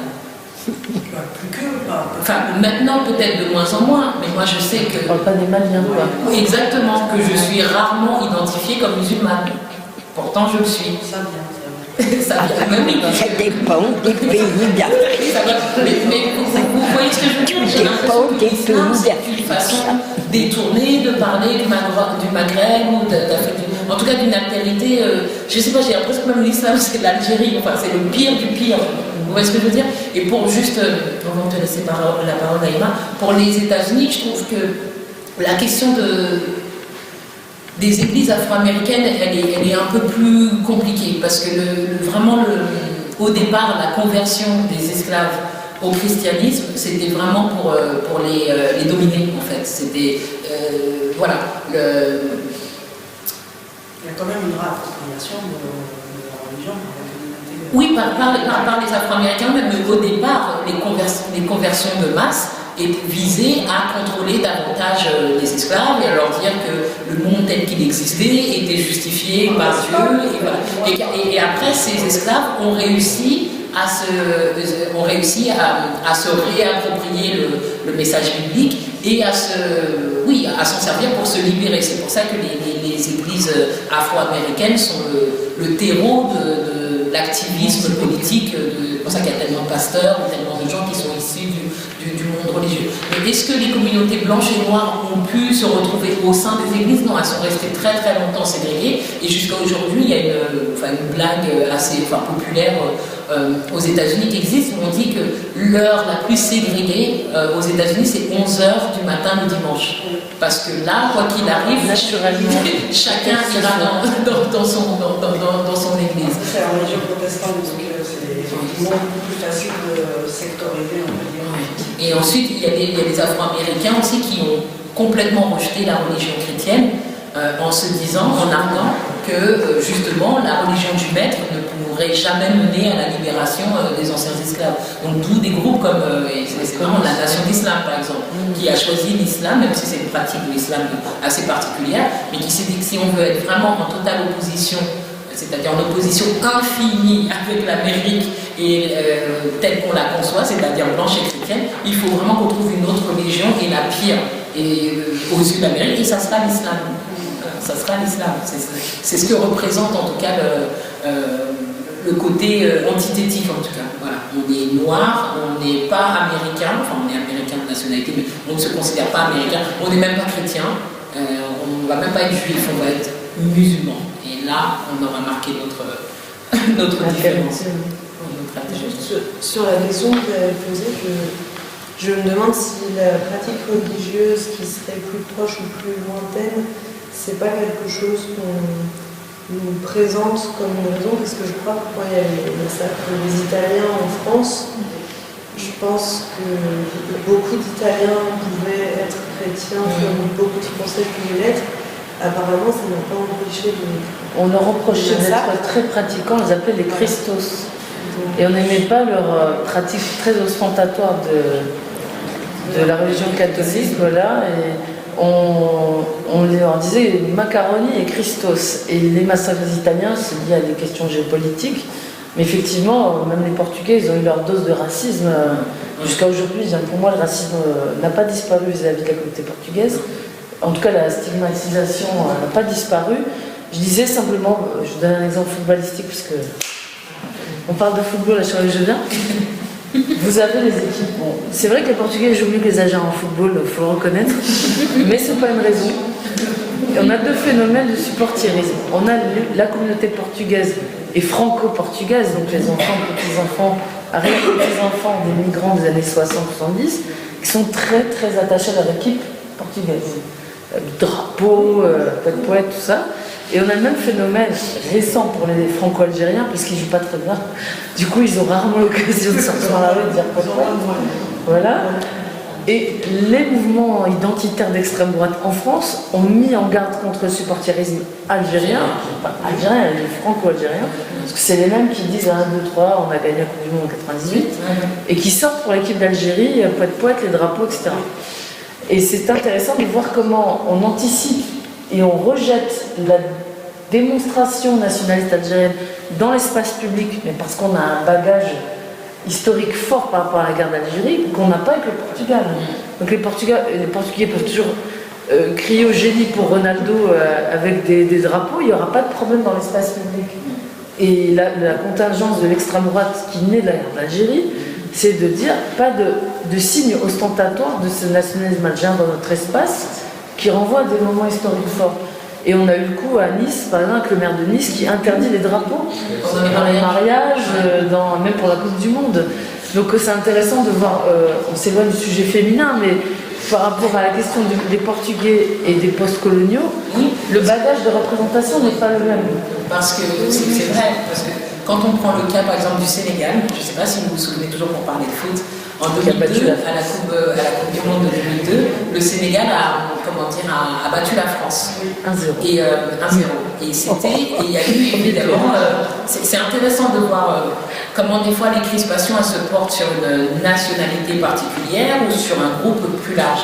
Et donc je me souviens très bien qu'à la suite de cette victoire, apparemment il y aurait eu des scènes de liesse à Paris, et notamment vers Barbès, Château-Rouge, enfin tous ces quartiers-là.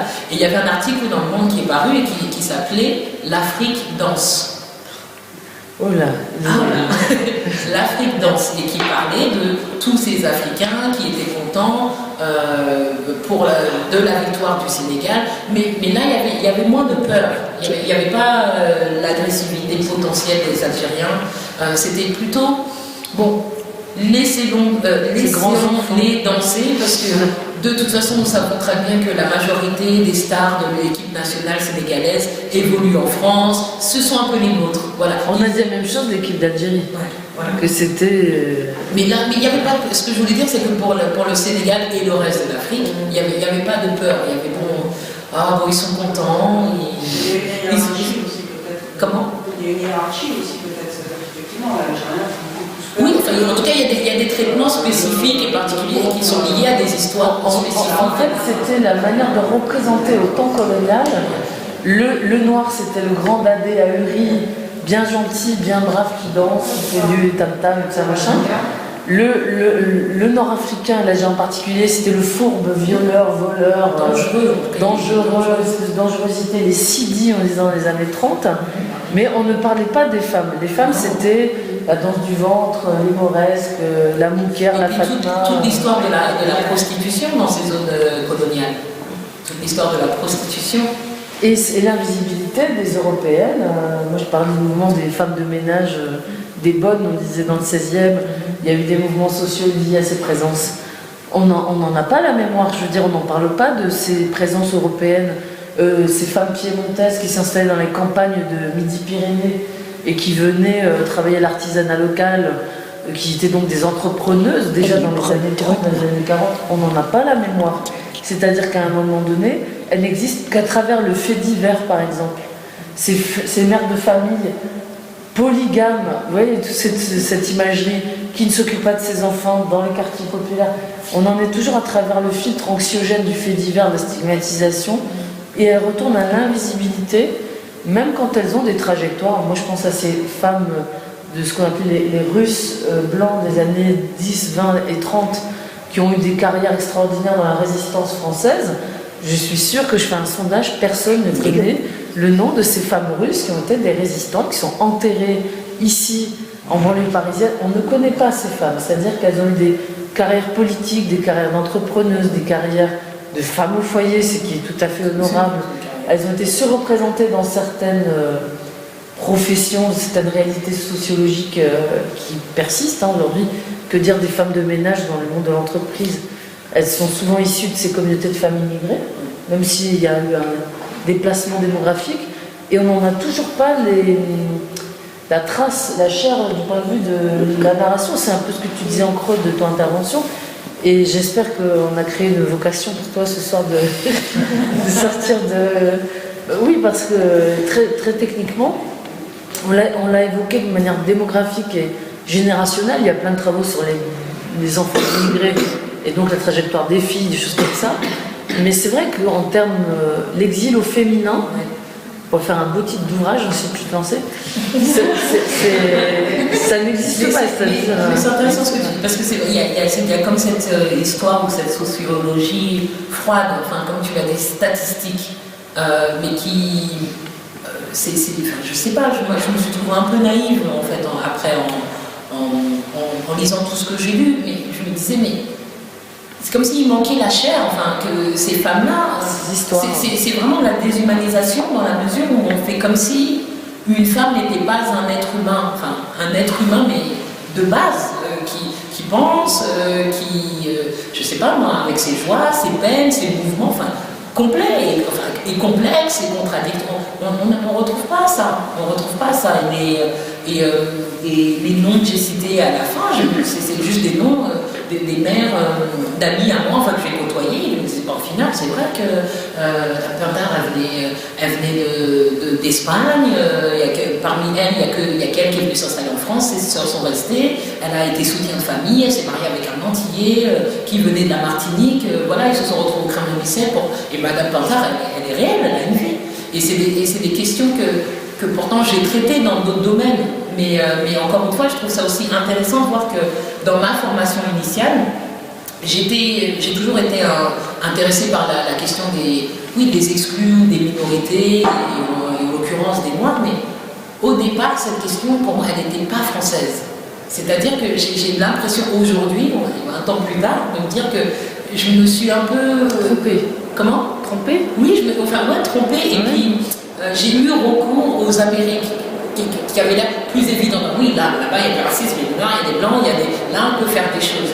Et maintenant, c'est comme si c'est le retour inattendu. Et c'est vraiment en commençant, parce que j'ai habité longtemps aux États-Unis, des choses comme ça, mais c'est vrai que c'est à partir des États-Unis que j'ai commencé à réfléchir à la France et à réfléchir à mon expérience. Mais ça encore, et donc maintenant je m'intéresse aussi à la France ou à cette notion de diaspora, mais encore une fois, ça pose une question académique, universitaire. Mon parcours, il est atypique. C'est-à-dire que si ça ne m'empêche pas de les développer, mais si je m'intéresse à ces questions-là, eh ben, je vois bien que je ne rentre plus dans tel ou tel département. Je suis pas une historienne, je ne suis pas sociologue, je ne suis pas anthropologue. Est-ce que je travaille sur l'ère, on va dire, anglophone, ou est-ce que c'est l'ère francophone ? Et ça pose des problèmes administratifs, ça pose des problèmes de catégorisation, dont on n'a rien à faire, mais qui comptent en fait, puisque vous parlez au nom de quoi ? Vous travaillez sur quelle base ? Quelle est la nature de vos sources ? Ça pose des questions méthodologiques et de catégorisation acceptables. Mais je vais devenir la caution historique. On va co-signer. Voilà. Mettre l'encyclopédie de l'histoire des femmes immigrées ce soir. Voilà, on va le lancer. On fera le pot ici. Mais c'est intéressant parce que moi j'ai le plaisir de travailler sur une autre exposition sur les luttes des femmes immigrées. Et là, particulièrement sur l'histoire en général des familles immigrées. Mais je pense que c'est aussi une demande sociale, c'est dans l'air du temps.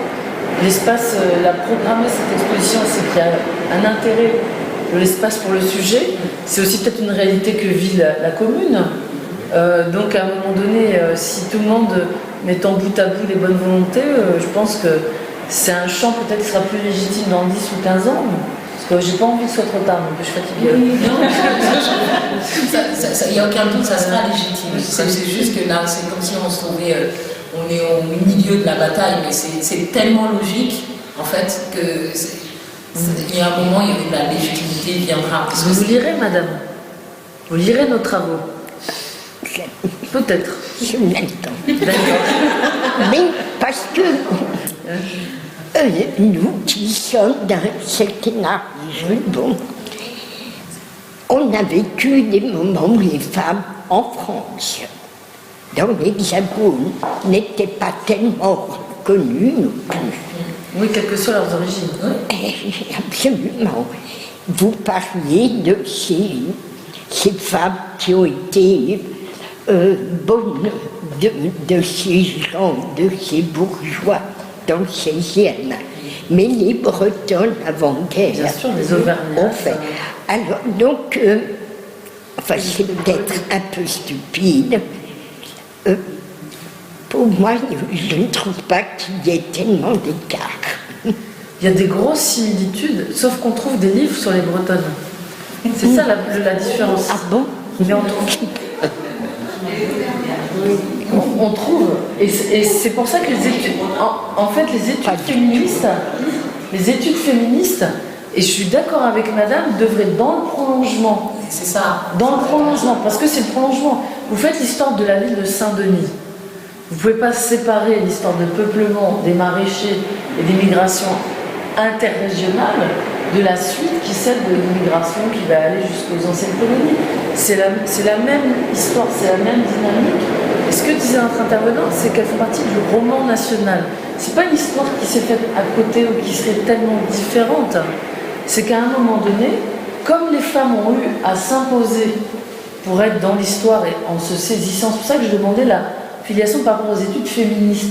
On ne leur a pas fait de cadeau, je veux dire, elles ont été se battre pour écrire une histoire féminine, d'un point de vue féminin. Et le travail est encore très très long, c'est pas du tout quelque chose de terminé. Et le droit de vote des femmes. Ah. Et puis, problème de bouche, par exemple, sous la Révolution, personne n'en parle. Oui. non, alors, excuse. Quand de gauche, j'étais abolitionniste en plus. Ça lui fait très bien. Oui. Elle était. Voilà. C'était. Convergence des luttes. Convergence des luttes. C'est a priori révolutionnaire, c'est-à-dire Peut-être oui, peut-être que. Il y a des moments qui révèlent peut-être que ce soit on va dire la notion politique sous-jacente et les privilèges inattendus qui apparaissent à des moments précis. Et personne ne veut laisser ces privilèges, quel que soit le groupe. Moi, je veux pas.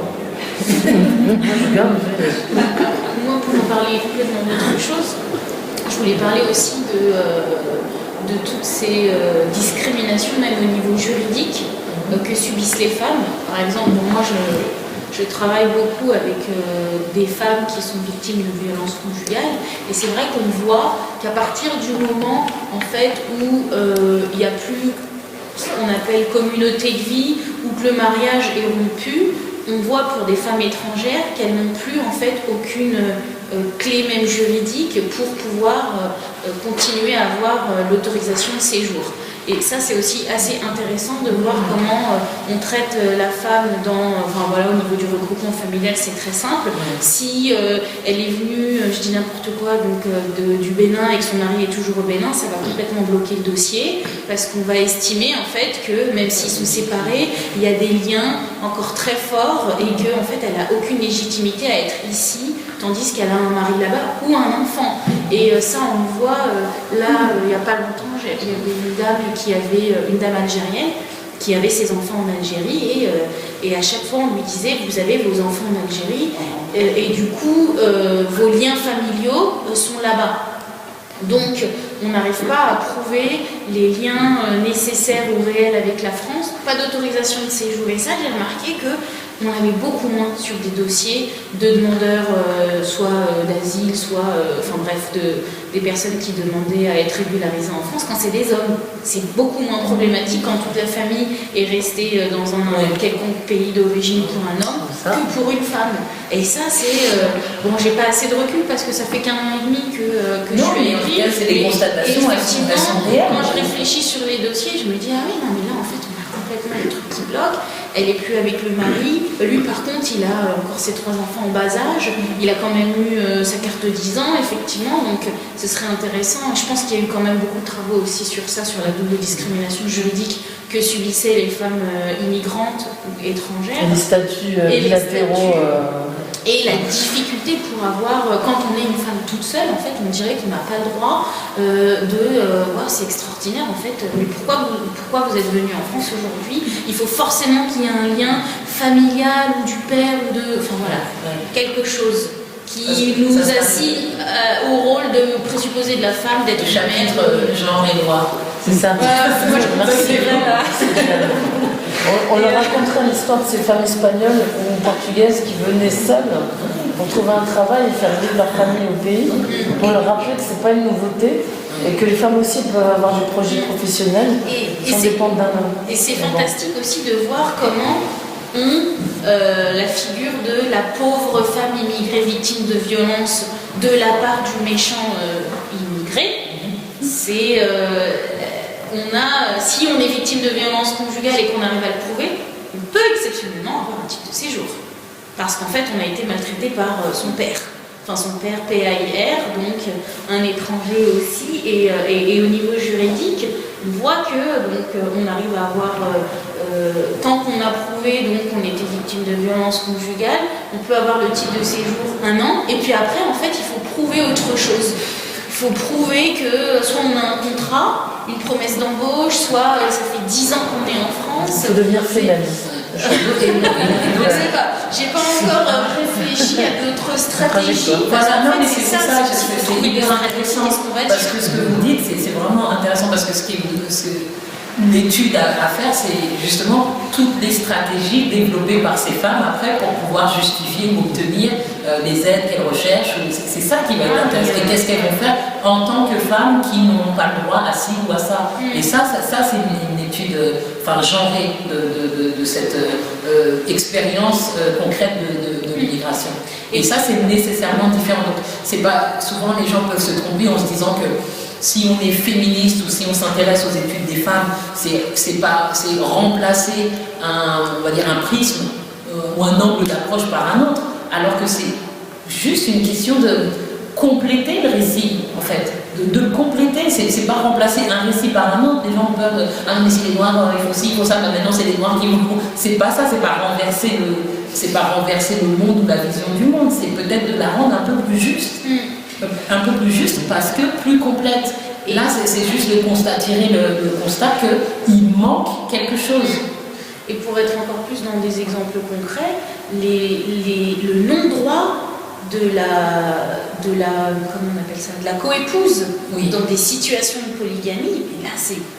Elle n'existe pas. Là c'est polygame. C'est aberrant, parce qu'en fait, on punit donc la coépouse, on la punit doublement, puisqu'ensuite elle ne bénéficie d'aucun droit, et c'est rédhibitoire, c'est-à-dire qu'il n'y a aucune issue stratégique juridique. Par exemple, à moins de... moi je sais que je dis aujourd'hui à des femmes, c'est pas le moment. Vous n'allez pas faire votre demande de titre de séjour maintenant, on va penser à une stratégie qui va vous permettre et du coup après on doit tricoter des choses parce qu'on sait très bien que sur certaines situations, au regard de la loi et de ce que nous dit la loi, c'est mort, c'est pas possible. Et moi je vois ces regards d'indignation et pour moi quand je dis c'est une posture professionnelle très compliquée parce qu'en fait on dit qu'on n'est pas d'accord avec le fond, mais en plus on doit pousser les gens aussi à adopter des stratégies de contournement, les femmes en l'occurrence, plus dans mon cas de ma profession. Et voilà, ça c'est aussi un champ où faudrait travailler dessus, quoi. Pourquoi est-ce qu'on a aussi moins de droits et qu'on est doublement, triplement puni, voire. Voilà. Bon, deuxième livre. Sur cet optimisme. Merci beaucoup. Merci à tout le monde.